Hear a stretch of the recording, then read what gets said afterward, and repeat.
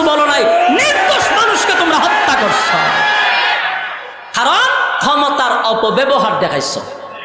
আমি আজকের এই বক্তব্য এতটুকুই বলবো, নেক্সট জেনারেশন যারা আসবে তারা যেন শিক্ষা গ্রহণ করে। আমরা উলামায়ে কেরাম ইতিহাস পড়ছি নমরুদের, ফেরাউনের, এজন্য আমরা জানি যে জুতা মাথার উপরে, উল্টা পাল্টা করলে বাড়ি শুরু। তখন ঠিক নেই, নমরুদ খুব বেটাগিরি দেখাইছে। ইয়েস, গুলা এটা কি দেখেন আপনারা, তীর মারছে আল্লাহরে মেরে লইতো, কত বড় পাওয়ার হের।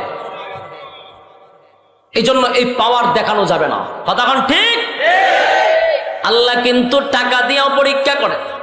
বাদশাহী দিছিল মুমিন দুইজন, একজন যুলকারনাইন বাদশাহ, আরেকজন হলো বাদশাহ সুলাইমান আলাইহিস সালাতু